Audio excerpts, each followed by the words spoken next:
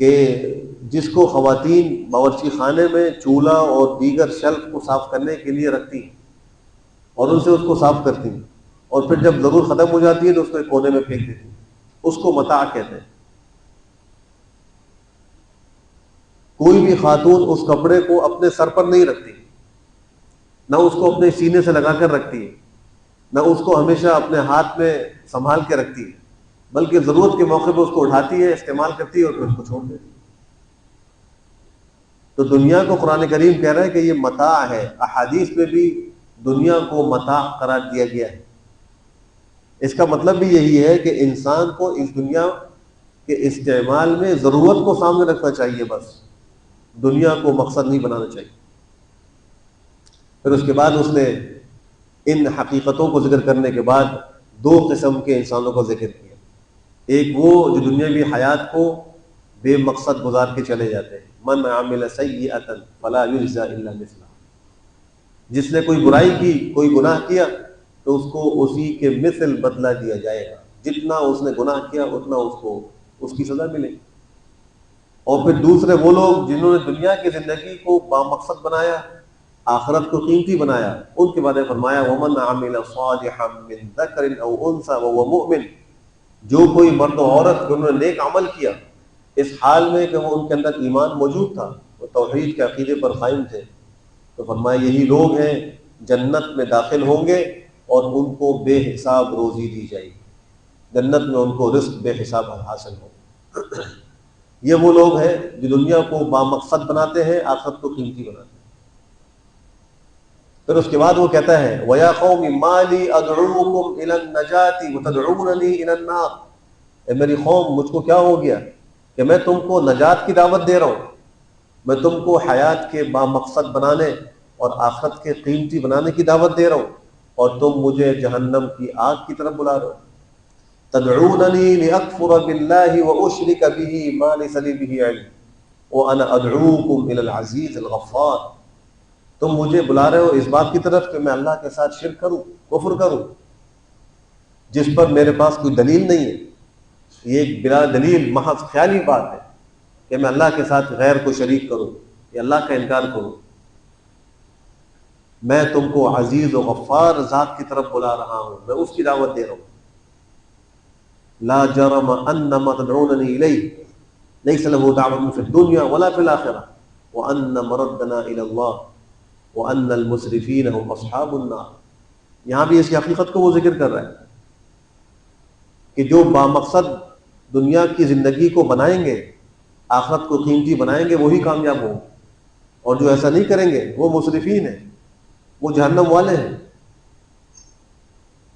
تو اس واقعے کو ذکر کرنے سے صرف فرعون کے خاندان اور قبیلے کے ایک فرد کا واقعہ بیان کرنا مقصود نہیں، بلکہ اس میں جو نصیحت ہے، جو وہ حقائق بیان کر رہا ہے، اس طرف قرآن کریم متوجہ کرتا ہے۔ ہر مسلمان جب ان آیتوں کو پڑھے تو وہ سوچے کیا میں نے اس نصیحت کے مطابق اپنی زندگی کو بامقصد بنا لیا ہے، میں اس کو ایک مقصد کے تحت گزار رہا ہوں۔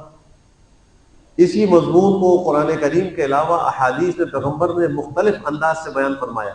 حضرت عبداللہ ابن عمر کی میں نے حدیث تلاوت کی، اس میں فرماتے ہیں کہ نبی کریم صلی اللہ علیہ وآلہ وسلم نے میرے جسم کے بعض حصے کو پکڑا، یعنی کندھے پر ہاتھ رکھا، کندھے سے پکڑا۔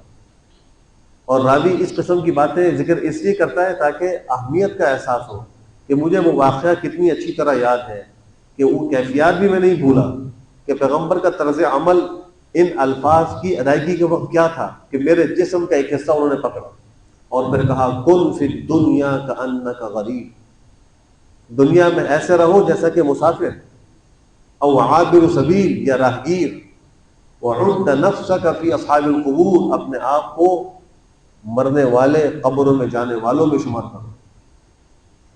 اس دنیا میں رہتے ہوئے یہ شمار کرو کہ میں تو مر چکا ہوں، میں قبرستان پہنچ چکا ہوں۔ یہ آپ نے تین باتیں ارشاد فرمائی کہ دنیا میں رہو ایسے جیسا کہ مسافر۔ شراح نے لکھا ہے کہ اس حدیث سے مختلف اشارے اور اسباق حاصل ہو رہے ہیں۔ پہلا سبق یہ حاصل ہو رہا ہے، یہ پہلا اشارہ اس بات کی طرف ہے کہ دنیا کے اندر جو شخص سمجھدار ہوتا ہے، عقل مند ہوتا ہے، وہ بے مقصد سفر نہیں کرتا، فضول سفر نہیں کرتا، وہ کوئی دنیاوی یا دینی فائدے کے لیے سفر کرے گا. جو ایسے ہی شوق میں سفر کر رہا ہے، نہ کوئی دنیا کا فائدہ نہ کوئی دین کا فائدہ، وہ بے وقوف ہے، وہ پیسے کا ضیاع کر رہا ہے. جو عقل مند ہے وہ دنیا یا آخرت کا فائدہ دیکھ کر سفر کرتا ہے. فرمایا اسی طریقے سے جو عقل مند ہے وہ دنیا کی زندگی با مقصد گزارتا ہے، بے مقصد نہیں گزارتا. جو بے وقوف ہے وہ دنیا کی زندگی بے مقصد گزارے گا، صبح و شام کرے گا، اس کو پتہ بھی نہیں ہوگا کہ میں کس مقصد کے لیے آیا ہوں، مجھے کیا کرنا چاہیے. صرف زندگی میں ہر روز 5 وقت کی نماز پڑھ لینا، یا رمضان المبارک کے روزے رکھ لینا، یا چند عبادات کا کر لینا، اس سے مقصد پورا حاصل نہیں ہوگا، بلکہ پوری زندگی نبی کریم صلی اللہ علیہ وآلہ وسلم کے طریقے کے مطابق گزارنا کہ آپ نے خوشی میں کیا کیا اور غمی میں کیا کیا. محرم الحرام کے مہینے میں ہمیشہ ایک اندوہناک افسوسناک واقعے کی یاد تازہ ہوتی، اور وہ کربلا کا واقعہ ہے، جو تاریخ کا ایک انتہائی المناک واقعہ ہے، جس میں نبی کریم صلی اللہ علیہ وآلہ وسلم کے چہیتے نواسے حضرت سیدنا حسین رضی اللہ تعالی عنہ اور ان کے ساتھ اہل بیت کے کئی افراد مظلومانہ طریقے سے، بے رحمانہ طریقے سے کربلا کے میدان میں شہید کیے گئے. یہ ایک انتہائی غم میں انسان کو مبتلا کرنے والا واقعہ ہے، اس میں کوئی شک و شبہ نہیں. لیکن ہر مسلمان کے اسلام کی یہ ذمہ داری ہے کہ وہ سوچیں کہ اگر ہمیں کوئی غم زدہ واقعہ یاد آئے، یا ہم پر کوئی غم ٹوٹے، یا ہمیں کوئی خوشی ملے، ہمیں کوئی نعمت ملے، تو اس میں پیغمبر کا طریقہ کیا تھا، آپ نے کیا کیا تھا، ہمیں اس موقع پہ کیا کرنا چاہیے. نبی کریم صلی اللہ علیہ وآلہ وسلم پر بہت سارے غم آئے، ہجرت سے پہلے بھی، ہجرت کے بعد بھی. ہجرت کے بعد غزوہ احد میں آپ کے عم محترم حضرت سیدنا حمزہ، جن کو آپ نے اپنی زبان مبارک سے سید الشہداء کا لقب عطا کیا، وہ شہید ہوئے. اور ان کی شہادت بھی بڑی مظلومانہ تھی، بے رحمانہ تھی، کہ ان کے اعضاء کا مسئلہ کیا گیا، آنکھیں نکالی گئی، کان کاٹے گئے، ناک کاٹی گئی، اور جگر نکال کے چبایا گیا، ٹکڑے ٹکڑے کر دیا گیا، اور ان کی لاش ایسے احد کے دامن میں موجود تھی. پیغمبر صلی اللہ علیہ وسلم کو اپنے چچا اس حالت میں دیکھ کر اتنا غم ہوا، اتنا غصہ آیا، کفار کے اوپر آپ کا غصہ اور غضب اتنا بڑا کہ آپ نے کہا کہ میں اپنے چچا کے بدلے میں 70 کافروں کو ایسے ہی ماروں گا اور ان 70 کا ایسے ہی مسئلہ کروں. لیکن یہ جوش غضب میں آپ کا ارادہ ظاہر ہوا، اللہ کی طرف سے آیتیں اتر گئی، وَإِنْ عَاقَبْتُمْ فَعَاقِبُوا بِمِثْلِ مَا عُوقِبْتُمْ بِهِ وَلَئِنْ صَبَرْتُمْ لَهُوَ خَيْرٌ لِّلصَّابِرِينَ، کہ اگر تم اپنے اوپر ہونے والے ظلم یا زیادتی کا بدلہ لینا چاہتے ہو تو اتنا ہی بدلہ لو جتنی تم پر زیادتی ہوئی، اور اگر تم صبر کرو گے تو یہ صبر کرنے والوں کے لیے بہت بہتر ہے. تو آپ نے اپنی قسم کا کفارہ دیا اور کہا کہ میں صبر کو اختیار کرتا ہوں، اور آپ نے انتقام نہیں لیا، بدلہ نہیں لیا. احد کا واقعہ ہجری 3 سال میں وقوع پذیر ہوا، سن 3 ہجری میں غزوہ احد ہوا. اس 3 ہجری کے بعد 11 ہجری تک نبی کریم صلی اللہ علیہ وآلہ وسلم اس دنیا میں تشریف فرما رہے ہیں. 4 5 6 7 8 9 10 11 7 سال تک ہر سال یہ احد جس مہینے میں ہوا وہ مہینہ پیغمبر کی زندگی میں آتا تھا. آپ نے اس موقع پر کیا کیا؟ آپ نے کیا اس واقعے کو یاد کرنے کے لیے کوئی مجلس قائم کی؟ کہ آپ نے اس کو یاد کرنے کے لیے کسی غم کا اظہار کیا؟ کہیں بھی ہمیں روایات حدیث میں یہ بات نہیں ملتی. آج مسئلہ یہ ہو گیا کہ ہم نے اپنی زندگی کے طور طریقوں کو اپنی عقل اور اپنی سوچ اور اپنی خواہش کے مطابق چلانا شروع کر دی، کہ جو ہم سمجھ رہے ہیں یہ ہمارے خاندان میں جیسا ہو رہا ہے بس وہ ٹھیک. حالانکہ مسلمان ہونے کی وجہ سے ہماری ذمہ داری یہ ہے کہ ہم ہر حالت میں شریعت سے رہنمائی، ہمیں شریعت کیا کہتی ہے. بہرحال حضرت سیدنا حسین رضی اللہ تعالی عنہ جو جذبہ حق کی خاطر، حق کے نفاذ کے لیے، زمین پر خلافت کے قیام کے لیے اپنے گھر والوں کو لے کر نکلے تھے. آپ کی جد و جہد کا مقصد یہی تھا کہ حق کا نفاذ ہو جائے، حق کا بول بالا ہو جائے. اور ظالم کے ظلم سے لوگوں کو نجات مل جائے، اس کے لیے آپ نے اتنی بڑی قربانی۔ حالانکہ بعد میں آپ کو کئی دفعہ یہ کہا گیا کہ جس امید پر اور جن لوگوں کے وعدوں پر آپ نے سفر کا ارادہ کیا ہے وہ اہل کوفہ آج بدل گئے ہیں، آج وہ آپ کا ساتھ دینے کو تیار نہیں ہے۔ لیکن چونکہ آپ کے چچزاد بھائی مسلم ابن عقیل وہاں شہید ہو چکے تھے اور ان کے خاندان کے لوگ بھی آپ کے ساتھ تھے، تو آپ کی غیرت نے گوارا نہیں کیا کہ میں ان کو چھوڑ کر اکیلا چھوڑ کر الگ ہو جاؤں۔ اللہ نے آپ کو شجاعت و بہادری بھی بے حساب نصیب فرمائی تھی، آپ تشریف لے گئے اور پھر ظلم کے آگے جھکے نہیں اور قربانی پیش کر دی، اور ہمیشہ کے لیے تاریخ کے اندر اپنا نام روشن کر گئے، ساری امت کے لیے رہنمائی دے گئے کہ کبھی بھی ظالم کے آگے جھک کر اپنے آپ کو انسان بدنام نہ کرے، چھوٹا نہ کرے، بلکہ اپنی وسعت کے مطابق جتنا اس سے ہو سکے حق کے لیے کھڑا ہو، حق کے لیے ہر قسم کی قربانی دے۔ یہ سبق ہمیں اس سے حاصل ہو رہا ہے، اور اس کے لیے جس قسم کی بھی قربانی دینی ہو وہ دے، اپنی اولاد کی ہو، اپنی مال کی ہو، اپنی عزت کی ہو یا اپنی جان کی ہو، جو اس سے ہو سکتا ہے وہ دے، لیکن حق کے اوپر آنچ نہ آنے دے۔ اور پھر خود ان کی سیرت کے اندر جو ان کی صفات ہیں، مثلا ان کے لیے کہا جاتا ہے کہ وہ کثیر الصلاۃ تھے، اور روایات میں آتا ہے کہ وہ دن اور رات میں 1000 رکعتیں پڑھ لیا کرتے تھے، حالانکہ نواسہ رسول ہیں، اور وہ ہیں کہ جن کے ہونٹ مبارک پر ہمارے نبی کے مبارک ہونٹ لگے تھے، جن کو آپ نے اپنی کمر پر سوار کر کے چلایا تھا۔ ایک صحابی نے ایک دفعہ دیکھا اور کہا کہ کتنی اچھی سواری ہے اس بچے کی، اس لیے کہ وہ کندھے پر سوار تھے، تو آپ نے فرمایا سوار بھی تو کتنا اچھا ہے۔ اور یہ بھی روایات میں آتا ہے کہ آپ نے فرمایا کہ حسین مجھ سے ہے اور میں حسین سے ہوں، جس نے حسین سے محبت کی اس نے مجھ سے محبت کی، جس نے حسین سے بغض رکھا اس نے مجھ سے بغض رکھا۔ اے اللہ جو حسین سے محبت رکھے آپ اس سے محبت کریں، اے اللہ جو اس سے بغض رکھے آپ اس سے بغض رکھیں۔ اس قسم کے الفاظ پیغمبر کے روایات میں موجود ہیں، جس سے ان کے فضائل معلوم ہوتے ہیں، ان کی شان اور ان کا مرتبہ معلوم ہوتا ہے۔ ہمارے لیے اس میں یہ سبق ہے کہ ہم بھی ان کی طرح طاعت و عبادت کا راستہ اختیار کریں۔ ان کے بارے میں آتا ہے کہ انہوں نے 25 حج کیے اور پیدل کیے، حالانکہ وہ اپنے والد ماجد کے ساتھ کوفہ میں آ کر قیام پذیر ہو گئے، حضرت علی کرم اللہ تعالی وجہہ کی شہادت تک وہیں رہے، تو وہاں سے حج کے لیے آنا اور جانا اور پیدل، یہ ان کے کثیر العبادہ ہونے کی علامت۔ سخاوت اتنی تھی کہ ایک دفعہ وہ گھر کے اندر تھے، ایک سائل آیا، نماز پڑھ رہے تھے، سائل نے سوال کیا، نماز سے فارغ ہوئے، اپنے خادم کو بلا کر پوچھا گھر میں کچھ ہمارے خرچے میں سے موجود ہے؟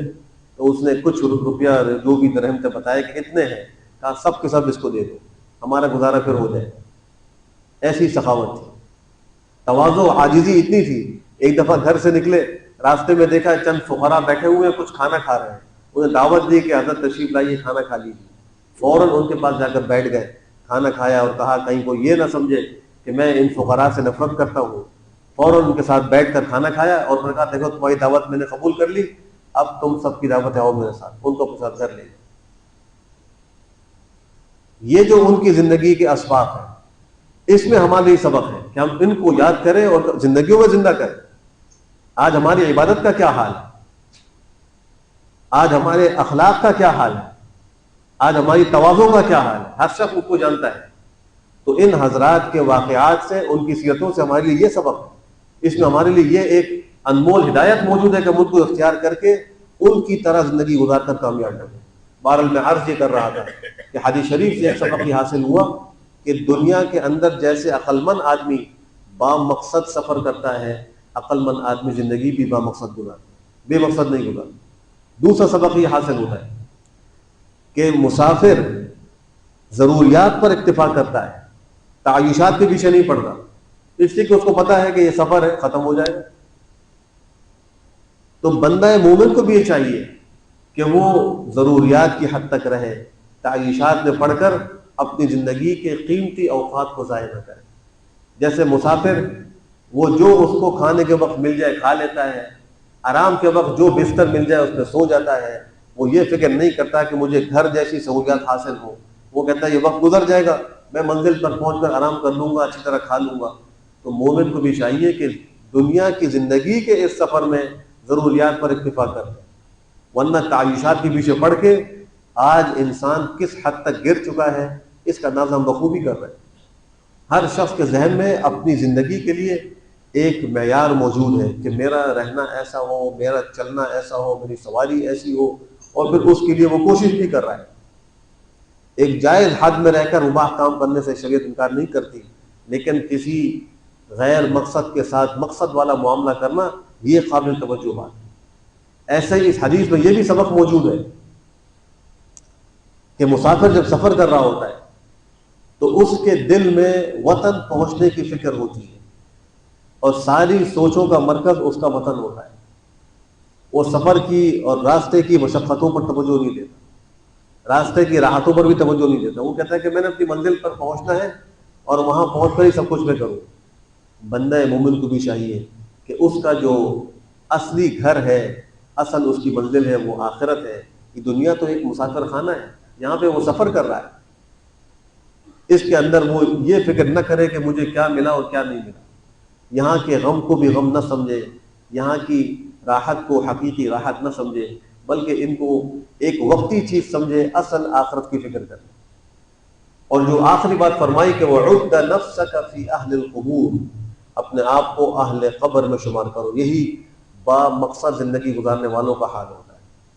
خلیفہ ہارون رشید کا بیٹا جو 16 سال کی عمر میں تھا اور اس کو اللہ نے اپنی ولایت و معرفت سے نوازا تھا، وہ بادشاہ کے طور طریقوں پر خوش نہیں تھا، وہ عبادت و ریاضت کے اندر اپنا وقت گزارتا تھا، اور وہ دنیا کے تعویشات میں پڑا ہوا نہیں تھا، حالانکہ شہزادہ تھا۔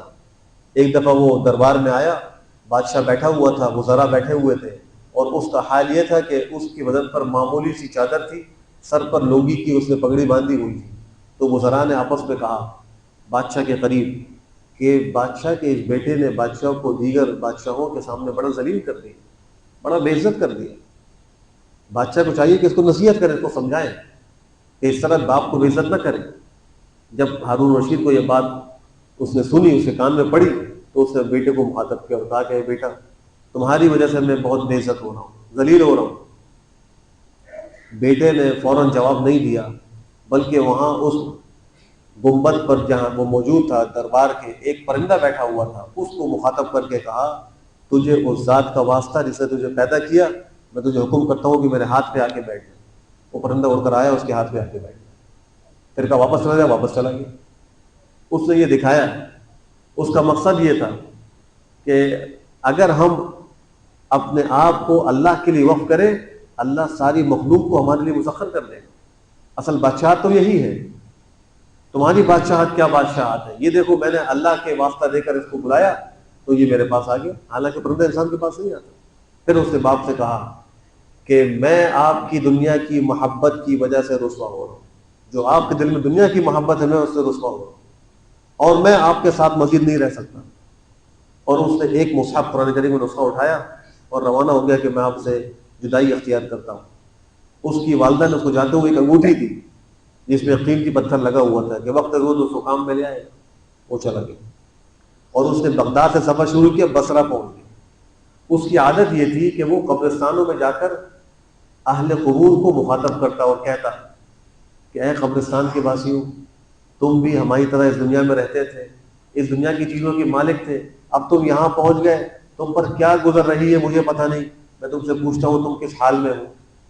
اور اس کے بعد ایک شعر کہتا، اور وہ عربی کا شعر یہ تھا کہ تروع الجنائز کل یوم ویحزننی بکاء النائحات، کہ مجھے جنازے ہر روز ڈراتے ہیں، جنازے مجھے ہر روز خوفزدہ کرتے ہیں، اور رونے والیوں کا نوحہ اور ان کی بکا اور ان کا چیخ چیخ کے رونا یہ مجھے غمگین کر دیتا ہے۔ یہ اشعار پڑھ کے اور ان سے خطاب کر کے پھر واپس آ جایا کرتا۔ تو اپنی آخرت کو وہ یاد رکھ کے اس کی تیاری کر رہا ہے۔ بصرہ پہنچ گیا، اس نے وہاں مزدوری شروع کی، گارے مٹی کی مزدوری کرتا، اور اس نے اصول بنایا ہوا تھا کہ 1 درہم اور 1 دانخ ایک دن کی مزدوری لوں گا۔ 1 دانخ درہم کا 6واں حصہ ہے، یعنی درہم کے 7 حصے، 1 حصہ 1 دن کا اس کا خرچہ۔ تو ہفتے کے دن مزدوری کرتا اور قرآن کریم کی تلاوت میں مصروف رہتا. ابو عامر بصری رحمہ اللہ بصرہ کے رہنے والے تھے. وہ کہتے ہیں کہ مجھے اپنے گھر کی دیوار بنانے کے لیے مزدور کی ضرورت تھی. میں چلا کہ میں نے دیکھا کہ ایک نوجوان ہے, بڑا خوبصورت ہے, قرآن کریم کی تلاوت کر رہا ہے, ایک زنبیل سامنے رکھی ہے, ایک اس کا تھیلا جس میں اس کی ضرورت کا سامان. کہا کہ نوجوان مزدوری کرو گے؟ جی بالکل کریں گے. تلاوت موقوف کی. کہ دو شرطیں ہیں. ایک شرط یہ ہے کہ 1 درہم اور 1 دانق مزدوری لوں گا, اور نماز کے وقت نماز پڑھوں گا, کام نہیں کروں گا. جو با مقصد زندگی گزارتے ہیں دنیا کے اندر وہ اتنا نہیں لگتے, ضرورت کی حد تک لگتے. وہ دنیا کے کمانے میں نمازوں کو قربان نہیں کرتے. وہ شرط رکھ کر بات کرتا تھا کہ میں نماز کے وقت نماز پڑھوں گا, کام نہیں کروں گا. آج کتنے مسلمان ہیں کہ نماز کے وقت دکانوں میں ہوتے ہیں, بازاروں میں ہوتے ہیں, اپنے آفس میں ہوتے ہیں, گھر کے اندر کام کاج میں مصروف ہوتے ہیں, نماز کے لیے نہیں آتے. تو جو زندگی با مقصد گزارے گا, جو آخرت کو قیمتی بنائے گا, وہ اپنی نماز کی حفاظت کرے گا, وہ اللہ کو راضی کرنے والے اعمال کی فکر کرے گا. بہرحال وہ کہتے ہیں میں اس کو لے آیا اور اس کو کام پہ لگا کے میں چلا گیا. جب میں شام کو آیا تو اس اکیلے نے 10 آدمیوں کے برابر کام کر لیا. میں نے اس کو 2 درہم خوش ہو کر دیے. اس نے کہا کہ نہیں, 1 درہم اور 1 دانہ میری مزدوری ہے, بس وہ لیے اور چلتا پڑا. وہ کہتے ہیں کہ اس شخص کی محبت منزل میں آ گئی, مجھے اس سے بڑی الفت پیدا ہو گئی. میں نے اپنی تعمیر کا کام اس دن رکوا دیا. اگلے دن میں گیا تو لوگوں نے کہا کہ وہ تو ہفتے میں 1 دن آتا ہے, صرف شنبہ ہفتے کے دن آتا ہے, بقیہ پورا ہفتہ نہیں آتا. اب وہ ہفتے ہی کو آئے گا. کہتے میں نے کام رکوا دیا, ہفتے کا انتظار کیا, ہفتے کو وہ آیا, میں پھر گیا تو اسی کیفیت کو قرآن کریم پڑھ رہا ہے. جب میں نے بات کی تو وہی 2 باتیں, 1 درہم 1 دانہ لوں گا, نماز کے وقت نماز پڑھوں گا. کہتے میں لے آیا اور لا کر اس کو کام پہ لگایا اور چھپ کے دیکھنے لگا. مجھے حیرت تھی کہ اتنا زیادہ کام اکیلا کیسے کرتا ہے. تو میں نے دیکھا کہ اس نے مٹی سے گارا بنایا اور دیوار پر جہاں بنانی تھی وہاں اس نے گارا رکھا. جہاں اینٹیں رکھی تھی وہ خود بخود اڑ کے آتی اور وہاں لگ جاتی. وہ خالی گارا بنا کر دیوار پر رکھتا جاتا اور اینٹیں اڑ اڑ کے آ کے وہاں لگتی جاتی. وہ کہتے ہیں میں سمجھ گئی اللہ کا کوئی ولی ہے, اس کو اللہ کی مدد حاصل ہے. اب جب کام سے فارغ ہوا اس کو میں نے 3 درہم پیش کیے. اس نے کہا نہیں, 1 درہم 1 دانہ, وہ لے کے چلا گیا. جب تیسرا ہفتہ ہوا میں پھر گیا اس کو لینے کے لیے تو وہ نہیں آیا. لوگوں سے پوچھا, انہوں نے کہا وہ تو بخار میں مبتلا ہے, بیمار ہے, جنگل میں کہیں رہتا ہے جہاں اس کی رہائش ہے. کہتے میں پوچھتا ہوں, وہاں پہنچا, وہ بے ہوشی کے عالم میں تھا اور اس کے سر کے نیچے آدھی اینٹ تھی اور وہی سامان ساتھ رکھا ہوا تھا, قرآن کریم کا نسخہ تھا اور یہ سب چیزیں جو استعمال کی تھی اس کی رکھی ہوئی تھی. کہتے میں نے اس کو آواز دی, کہا السلام علیکم, جواب نہیں دیا. 2-3 دفعہ کے بعد اس نے آنکھ کھولی, مجھے دیکھا تو پہچان گیا کہ ابو عامر بصری ہیں. فوراً ایک شعر کہا, یا صاحبی لا تغترر بتنعمی فالعمر ينفد والنعیم یزول وإذا حملت إلى القبور جنازة فاعلم بأنك بعدها محمول. اے میرے دوست, دنیا کی نعمتوں سے مغرور نہ ہونا, دنیا کے سامان پر خوش نہ ہونا, اس لیے کہ عمر ختم ہو رہی ہے, نعمتیں زائل ہو جائیں گی. اور جب اپنے کندھوں پر کسی جنازے کو لے کر جانا تو اس کا خیال کرنا ہے کہ آئندہ تمہیں بھی اٹھا کے لے جایا جائے, اپنی موت کو یاد رکھنا. پھر اس سے کہا کہ یہ انگوٹھی لے لو, آپ کو میں وصیت کرتا ہوں, یہ قرآن کریم کا نسخہ لے لو, جب میرا انتقال ہو جائے مجھے غسل دے کر میرے اسی کپڑے میں کفن دے کر جنازہ پڑھ کے دفن کر دینا, اور یہ میری جو لنگی ہے اور یہ میرا تھیلا جو ضرورت کا دیگر سامان ہے یہ گور کھن کو مزدوری میں دے دینا, اور یہ انگوٹھی قرآن کریم لے کر بغداد جانا اور بادشاہ کے محل میں جا کر اپنے ہاتھ سے بادشاہ کو دینا اور کہنا کہ ایک پردیسی لڑکے کی امانت تھی, آپ کو دینے کے لیے آئے. وہ کہتے اس کا انتقال ہو گیا, میں نے اس کی وصیت کے مطابق کفن دفن کیا, پھر میں چلا گیا بغداد. اب جب وہاں پہنچا تو ہارون رشید اپنے محل سے باہر نکل رہے. کس شان سے نکل رہے تھے کہ پہلے 1000 گھوڑوں کا لشکر نکلا, پھر دوسرا لشکر 1000 گھوڑے, پھر تیسرا, پھر چوتھا, پھر 5واں, 9 لشکر نکل گئے. ایسے 10واں لشکر جو 1000 گھوڑوں پر مشتمل تھا اس میں ہارون رشید موجود تھے. جب وہ نکلے میں نے چیخ کر کہا کہ آپ کو اللہ کے رسول کی قربت کا واسطہ دیتا ہوں, کیونکہ یہ عباسی تھے, عباسی خلفاء میں سے تھے, حضرت عباس ابن عبد المطلب کے خاندان کے تھے. تو کہا کہ آپ کو پیغمبر کی قربت کا واسطہ دیتا ہوں, میری بات سن لیں. بلوایا تو کہا کہ ایک پردیسی نے آپ کو امانت بھجوائی ہے, انگوٹھی اور مصحف دیا. بادشاہ پہچان گیا انگوٹھی دیکھ کر کے یہ تو میری بیوی نے اس کو دی تھی. تو اپنے خادم سے کہا کہ ان کو یہاں رکھو اپنے پاس, میں واپس آؤں گا, ان کو محل میں میرے پاس پہنچا. وہاں پہنچ کر بات چیت کی. کہا کہ وہ کیا کام کرتا تھا؟ کہا گارے مٹی کی مزدوری کرتا تھا. تم نے اس سے کام کروایا؟ جی میں نے بھی کروایا. کہا تم کو حیا نہیں آئی؟ تم نے اللہ کے نبی کے خرابت دار سے خدمت لی؟ کہا مجھے پتہ نہیں تھا, مجھے تو انتقال کے وقت پتہ لگا کہ وہ شہزادہ ہے, مجھے معلوم ہوتا ہے مجھ سے خدمت نہ لیتا, میں معذرت چاہتا ہوں. پھر بادشاہ نے کہا تم نے اس کو اپنے ہاتھ سے غسل دیا؟ جی میں نے اپنے ہاتھ سے غسل دیا۔ کہا اپنا ہاتھ لاؤ، اس ہاتھ کو لے کر اپنے سینے پر ملا، اور پھر وہ رویا اور غمزدہ کچھ عربی کے اشعار کہے، پھر کہا مجھے اس کی قبر پر لے جاؤ۔ قبر پر لے جانے کے بعد وہاں اس نے فاتحہ پڑھی، وہاں بھی کچھ عربی کے اشعار جو بڑے غمزدہ ہیں وہ اسے ذکر کیے۔ ابو عامر بصری کہتے ہیں میں رات کو سویا اپنے معمولات پورے کر کے، تو میں خواب میں دیکھتا ہوں کہ ایک بڑا خوبصورت قبہ ہے نور کا، اور اس کے اوپر نور کی بارش ہو رہی ہے، اور اس کے اندر سے اسی نوجوان کی آواز آ رہی ہے، کہا اے ابو عامر اللہ تم کو جزائے خیر دے، تم نے میری وصیت بڑے اچھے طریقے سے پوری کی ہے۔ میں نے پوچھا کہ نوجوان تمہارے ساتھ کیا گزری؟ کہا بڑے کریم رب سے واسطہ پڑا، اس نے مجھے ایسی نعمتیں دی ہیں جو نہ کسی آنکھ نے دیکھی ہیں، نہ کسی کان نے سنی ہے، نہ کسی دل پہ اس کا کوئی خطرہ گزرا ہے۔ یہ ہے وہ شخص جو دنیا کی زندگی کو با مقصد بنا کر چلا گیا، جس نے اخروی زندگی کی قیمت کو پہچانا۔ آج ہمارے لیے بھی اس میں یہ سبق ہے، ہم دنیا کی حیات کو با مقصد بنائیں، آخرت کی زندگی کو قیمتی بنائیں۔ اللہ ہم سب کو نیک عمل کی توفیق نصیب فرمائے۔